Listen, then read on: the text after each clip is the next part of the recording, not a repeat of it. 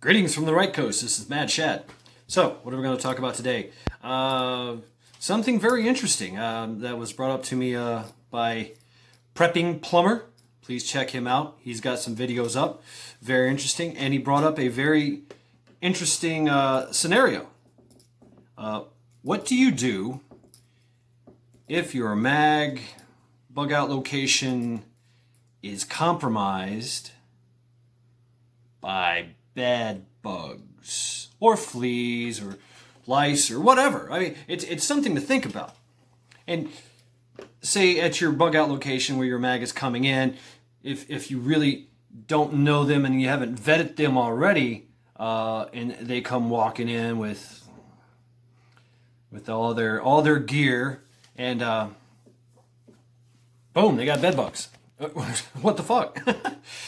What do you do? Turn them away? Bye, man. See you later. I don't care if you are a dentist or a freaking Navy SEAL. No, you got to go, man. You get the bed bugs. Get the fuck out. Keep stepping. Pound sand, brother. Well, there's ways that you can deal with that. If you're going to be accepting people into your community, I would suggest that you have a quarantine area, decon station, decon area. That's going to be highly advisable. Decon station with a quarantine in place. So that would mean a separate place for their gear and for them as well, and a place that they can come in, decon, and proceed, through the area, or if you want to watch them or whatever. This should be done with everyone. Everyone should be vetted first. Everyone should be vetted going to everybody's home. You should know everything about that person that is going to be in your mag or at your bug out location in accepted into your community. You should know that. You should know where they are, what their mindset is, what their skill sets are, and like Prepper Playing said, what are their issues? I mean, that's a good question. I mean, does your dentist friend is he on dialysis and has to have a dialysis machine? What do you do? I mean, you definitely don't want a 3-time heart attack victim in your patrol on patrol with you. Doing hasty ambushes, running around, doing manual labor. You don't want that. So that's something that has to be addressed. That being said, I mean, getting back to the original thing I wanted to do is setting up a quarantine, or setting up a decon station for pest, for gear, and this also works for any kind of biological stuff too. Say that something has happened. There's radiation and biological in the area, and you have to get rid of that. I was part of the CBIRF, Chemical Biological Instant Response Force. I started it. We were the guinea pigs. I wasn't really in it, but I was in it because we were the guinea pigs. But so we learned a lot. Usually, as a grunt unit, you're running around in mop level 4 and hating life because it's 500 degrees in your suit. But anyway, you got to learn about all the decon and the decon stations and things like that. So what they did is they basically made a tent. And they had lots of water, warm soapy water, and your gear. When people in suits, little hazmat suits, you can also make your own. You can also have poncho suits. You can make your own poncho. I'm making a suit out of a clear shower curtain and some cement. Some rubber cement, but anyway, you could make it out of anything you want, duct tape and all that, rubber gloves, rubber boots, gas mask, respirator, whatever, eye goggles. So having PPE, people in there with PPE that can carry on these duties, these activities. So they set up a tent, and inside this tent was it was lined in plastic, and it was kind of weird. They had running water. They had tubs, because you have to dispose of that rinsate in a proper way, because that could be tainted with something chemical, biological, pest, things of that nature. So first and foremost, when somebody comes in, they have to come into the decon station. They strip down. Everything is stripped down. Their clothes are taken and put into a bin. Their gear is taken and put into a bin. And you can wash all that stuff.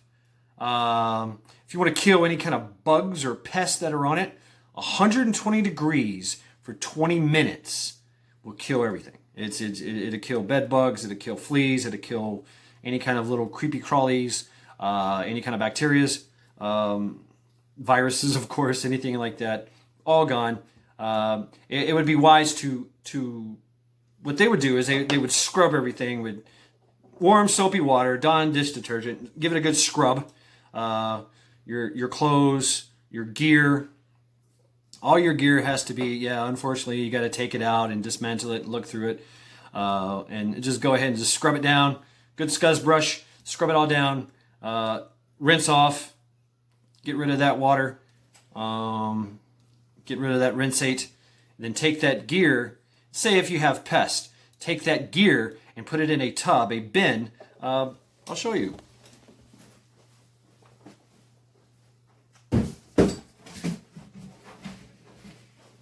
Something like this. You all know what this is. It's a nice little bin. You put the gear in there and you get new band strips. These things are amazing. They've been on the market for quite some time. And you put those in, you pull off the little safety thing, you put them in, you close the lid, you seal it up real nice and tight, and any kind of bed bugs, creepy crawlies, anything of that nature will be dead in less than a week. That also works for electronics. It's what it does is it's a strip, and it emits, it decays and emits a pesticide, and inside the tub it will be anything in that tub will die. It will kill anything in there, bed bugs, fleas, cockroaches, whatever, you name it, it's dead. So you've scrubbed everything down, you've washed and you've scrubbed everything down with warm soapy water. Dawn's dish detergent is what they use. They love that. They swore by it. Then they rinsated. You can take that and dry it in the sun, and that will add to more whatever. But then you take that gear and you put it in the sealed tub with the new band strips. You could also use mothballs as well. Same kind of principle. Anything that emits that kind of new band strips is the new thing nowadays, and it's really good stuff. Look it up. New band strips. We use that extensively in the pest control field. We would hang them from ceilings in houses. We would also do that with the tubs, with the electronics and personal items. Just throw it in a tub. So that way you don't have to throw everything away. See, a dryer on site that you can just throw things in and get that temperature up to 120 degrees for 20 minutes. Overall, mind you, you gotta make sure that whatever you're putting in there is not gonna be fucking melted and taken down. So be careful of that. But a dryer will kill fleas and bed bugs, and of course the new band strip with that will automatically make sure that will guarantee that your anything coming in will be clean and pest free. So, and once you're through the decon, once that person is stripped down, totally naked, all right, it's got to be totally naked, they go through a decon section, and it's just warm soapy water, hot water, and everything is scrubbed, and that's it. There you go. And you go over here and you dry, nothing crazy, and then you give them new clothes to wear. Here's some new clothes for you as they wait for their clothes to dry, or their clothes to go through the deconning process, their clothes and gear. I would suggest that if they show up with a bag, with a bug out bag or gear, that you take out their clothes, because they're going to need that. And obviously anything sealed in plastic, you can inspect. You're going to have to inspect anyway. Anything sealed in plastic chances are probably not going to have any kind of pest in it. And chances are there's probably going to be pest on the outside of it, so that's good to go. So you can separate the internal the internals of the bug out bag or their gear. Any kind of clothes goes. Any kind of clothes goes to decon. Any kind of electronics goes in the in the bin, in the kill bin, the new band strip bin. All your gear, your backpack, all that stuff goes in there and sets.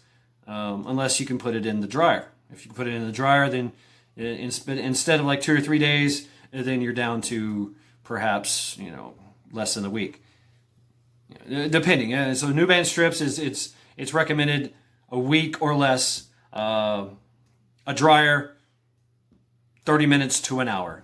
So they say 120 degrees for 20 minutes. It usually takes about 30 minutes, 45 minutes to an hour for everything that's inside that dryer to reach that core temperature of 120 degrees. Because some things are going to, it's going to take longer for the heat to get into it. So you have to keep that into consideration. So we've dealt with that, and the person is given new clothes, new shower shoes, and is given the go ahead, go get some chow, bed down go hit the rack or whatever, and stand by for your gear. If it's somebody that you're accepting into your mag that's new, well, then that's a different situation. They go from decon to detainment and interrogation. We want to know everything about that person, and I would refer to pinball preparedness. He was a interrogator in the Army, and a lot of I was a Leo in the CO section, so a lot and anyone that's a CO that deals with investigation and interrogation can tell you exactly what you can do there. It's very simple. You just got to find out everything about that person. Make sure they're on the up and up. Make sure they're good to go, and they're good to bring into your group, into your mag. They're trustworthy, and they're not trying to deceive you, and they're not trying to obviously bring you down from the inside. So. That's another situation. That's internal. That's dealing with that. But a decon station at your bug out location or your community location, because if we're talking about shift or Tiawaki or whatever that situation is, and we're trying, and people are coming into our group, we want to make sure that they're fully vetted, that we know who they are, and we know that they're on the up and up, and they're not carrying any kind of pest or pesky critters with them. And if there's a hostile environment out there with biologicals and radiation, you can deal with that accordingly. Now, with your rinsate, you're going to have to. What they would do is they had 55-gallon drums and that they were pouring the rinsate into and sealing it, and they were shipping it off. That might not be an option for the area. So taking that rinsate, and you might want to designate an area, something far away from any water source, away from anything that's going to possibly recontaminate your area, a dirty zone, and that's where you're going to have to dump it. And then that might also involve security and special handling procedures, hazmat, PPE, gear, and procedures. So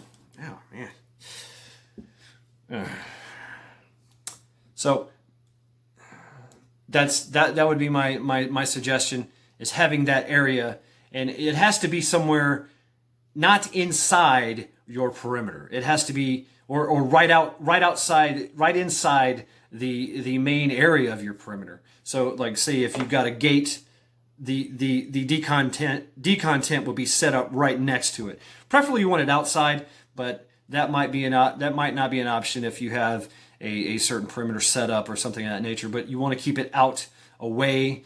You don't want kids running around. You don't want dogs and cats, crawling all over the place. They too can be a vector for whatever for whatever the biological or radiation or the pest that is involved. So that's how I would deal with that if you were really seriously worried about stuff like that, because that's the thing about radiation and biological, is it sticks to things and it backpacks and it moves on, and You become the vector. Your backpack, your body, your clothes, your hair. So, and when you get a lot of people together and you think, all right, we're gonna get this mag, and we're gonna get to our bug out location, and next thing you know, some guy comes walking in and he's got bed bugs with him, or his dog is carrying fleas, and everybody's got wool blankets everywhere, and next thing you know, you got a flea infestation, and that's problems of the likes of which you do not want, especially with the bed bugs. They are insidious, and now fortunately, bed bugs are not really known to carry diseases. Their real name is Cimex lorticularius. That name is, of course, Latin. It comes from them being able to just sleep and raise from the dead. They can literally go a whole year without a blood meal. Now, the babies, mind you, when they're born, they have to have a blood meal within that first week, and you won't be able to see them because they are transparent. After their blood meal, they will take on the red color and go from there. I've dealt with the bed bugs here in Myrtle Beach and surrounding areas, North Carolina and Georgia, because we really had an issue with them, and it was brand new. It was a brand new thing. We had read about them, and it didn't have until we really were called upon, my pest control company, until we were called upon to try to eradicate this problem. We figured out how insidious and hard it was to deal with them. And since I've left, they're still dealing with them. Our idea was to just go in, guns a-blazing, gas mask, and you're gassing, you're spraying a flushing agent from your B&G can in a liquid treatment. You're doing a liquid treatment. You're doing a dusting, which is like a powder. You're doing a liquid treatment, and then you're coming back through with a gas, pyrethrin, BP300 it was called. That's the best stuff. And then we would come back through after that and put the dust all in every crack and crevice. So you can think about in your house, every crack and crevice, every one. The beds, the beds and all the beds and all that stuff were the mattresses were usually removed. We did offer a treatment where we would spray the mattresses with something called Bedlam. It came in a little can. It was a foam. It did pretty good, and then we would spray them down with the Bedlam, the whole mattress, and then we would put a bed bug cover on the mattress and then set that aside. Now they're doing heat treatments. They have a tent. They actually build this tent in the middle of the affected area in your apartment or condominium or hotel room or whatever, and they would stick stuff in there, and they would heat that area up past 120 degrees for 20 minutes. Usually takes a few hours with everything. After constant inspection and maybe some liquid treatment, there's some new stuff on the market that's been approved and done rather well for the treatment of Cimex or bed bugs. And actually, I think one of them is called Cimex something, but Cimex powder. I don't know. It's been a while since I've been out of it, but it's very costly. Very, very costly. Anything that was in the house needed to be removed, inspected, stored in the tubs with the new band strips, and anything else had to be taken to the laundry room or to a laundry and wash. They would usually wash everything and then dry it for 20 minutes at 120 degrees.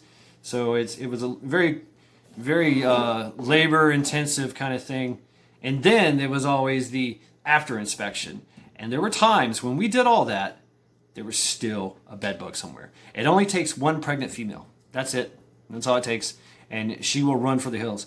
The bed bug is an absolutely amazing creature. They can literally Adults, they can literally, you just go to sleep for a year if there's not a blood meal, and they're triggered by carbon dioxide. So they have carbon dioxide sensors, and as soon as somebody walks into the room,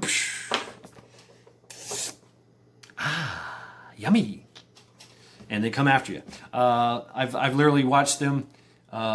This guy laid. I walked in his room, and he showed me. Watch this. He lays down on his bed, and from the foot of his bed, a bed bug started crawling up the wall, got onto the freaking ceiling, and dropped down on him on his chest. It's like, that's fucking amazing. I never seen shit like that. Bed bugs can infest not only one area, but they can go and they will commute for a blood meal. If they don't like your blood, they'll go somewhere else and find another one. So they've been known to travel. It's say an apartment complex that we use the tic-tac-toe method. So you look at the tic-tac-toe, and if you say you're in the middle, we had to treat that place and inspect all the surrounding apartments or hotel rooms around that area. And then sometimes we would find them. Because they will go through the walls and they will go through the vents, and they will find ways to run around. They like to stay next to their meal, so that's why they usually see them in the bed, in the mattress, in the little cracks and crevices of the bed. They range from microscopic to about the tip of a pinhead, if not bigger. So. They can be red in color, dark red in color, they're truly amazing creatures. Just a brief little thing, just for you entomologists out there. The bed bug has a snout that when it punctures, it doesn't really puncture. Everybody thought that it's got like a stinger or a puncture. No, actually, what it has is inside its mouth parts, it's got two mouth part saws that literally just and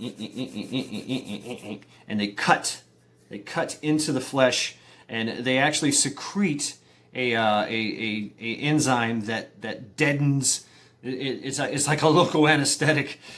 So as you're sleeping, they apply the local anesthetic and saw and cut through your epidermis and get to that blood supply and suck it up, and you never know.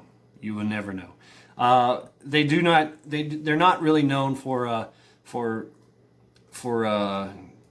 harboring diseases, and they really are not known to transmit any kind of bloodborne pathogens either.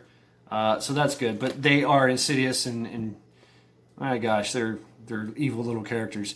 So just something Prepper Plumber brought up. And I thought it was very interesting. We got into a conversation about it, and he's like, yeah, you should do a video. I was like, yeah, you're right. And so that would be my suggestion, especially with, we live in this nice little clean world, and if Schiff or Tiawaki or something of that nature happens, it's not going to be not so clean anymore. It's going to be pretty freaking nasty out there. So anytime that you're running around out in the woods, coming back and doing that decon might be essential as well. Any kind of patrol that's been out in the bush, and if it actually is a contaminated area, a dirty zone, then you're going to have to set up a decon station, and you're going to have to adhere to these. There's some other things that you can look up and look into that, but basically that's it.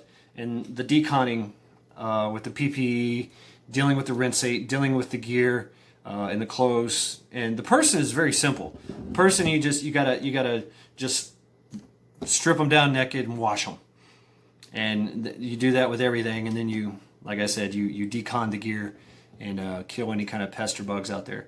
Here in South Carolina, there's all kinds of biting stuff that it's hell to go out in the woods here and camp, because everything wants to eat you. And it's hard to keep them out. It really is. It really is. So many things that like our blood. So bed bugs, and that they've been around since the dawn of time.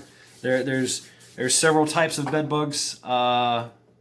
two main, and the one that we know about, the Cimex larticularius, that is the most insidious, and it's the one that they're found naturally in nature, and they you'll find them in bears dens and fox dens and animals that den, that shelter and hibernate. They too will go there. So the idea was that they made their way into man's cave back 300 and something million years ago, and that's how we got to domesticate the good old bed bug. Sleep tight, don't let the bed bugs bite. There were so many other. I'm going to talk about history. There's so many things that people used to do. India, they used to take cans, just your basic simple cans, and they would fill it up with lamp lighter fluid. They would take the cans and they would take the bedpost. That's why a lot of beds were made this way, because they would it was made that way to stop the bed bugs they would not create such a harborage. Metal frame, sealed, and no gaps, no cracks or crevices anywhere. If you've seen a lot of those, you know what I mean. What they would do is they would, the mattresses was very bare. It was actually, the mattress was a disposable item, usually made out of old clothes or hay and stuffed into a shitty burlap sack or something. Their bedclothes they would take off and wash on a regular basis, but and store at a different area. But the bed area, the sleeping area was a very simple kind of hygienic kind of sterile area. And they would take cans or jars and they would fill it with noxious chemicals, lamplighter fluid, gasoline, diesel, and they would stick the bed, the post of the bed, the foot of the beds, because they were on floor posts, and they would stick them in there so that the idea was that the bed bugs could not crawl into them. Fleas are the same way. They're very insidious. The flea, you can kill the flea. The flea doesn't really mess around with humans so much. They like animals. The common cat flea, as it's called, it's very insidious, but it goes for dogs and cats, and it can live in all kind of upholstery. Vacuuming is very good. You can vacuum every day, and that removes a lot of the flea fecal matter, which the larvae feed upon, because the fleas, the full-grown fleas, get their blood meal off the animal, and then they drop their feces, and the larvae is in the carpet or the upholstery, and the larvae eats that fecal matter, which has some blood in it, which they then in turn, boom, they turn into full fleas. So the cycle of fleas every 3 months, nothing kills the eggs. Nothing kills the eggs. You can spray for days. You can not even heat. Nothing kills them. I mean, you can squash them. If you can find them, but they're super microscopic. So they're adhering to a surface. They're laid and adhered, so they don't mess around. You can take stuff and move it around. So I'm trying to keep this quick. I'm already at 28 minutes. Just throwing a lot of information out at you. So fleas have a gestation period of about 3 months to 6 months. So expect a new population to pop up every 3 months. Now they can also breed up to, if the population is allowed to get to that crescendo, that apex, you can expect new fleas every day at a rate of about 50 per day. 50 larvae turning into full-size fleas and ready for a blood meal. They can literally jump 6 feet. They really can. They can fly. They can't fly, but they can jump. Not to be construed with the sand flea. The sand flea is not really a flea. It's something else. It's almost like a crustacean, but that's a nasty bite in itself. Yeah. So I just wanted to throw a lot of that at you. Decontamination areas during shift in Tiawaki, especially in a dirty zone. Especially when it comes to a chemical, biological, or radiation kind of area, which might happen. It's a possibility, and of course, pest. any kind of pest, fleas, bed bugs, louse, head lice, all that stuff. You might want to think about removing all hair. So that's kind of unfortunate. But you could use that hair for some things. You could weave it into a blanket, make rope. So anyway, I'm gonna end it right here. Deconning areas. If you've got any questions, comments, please feel free, and please email me if you wish. There's been some interesting decon kits decon areas that I've seen. You can get as elaborate as you want, but it's very simple what you need. You need PPE, you need running water, you need rinsate, and like I said, new van strips for pest and dryers. So there you go. This is Mad Shad signing off.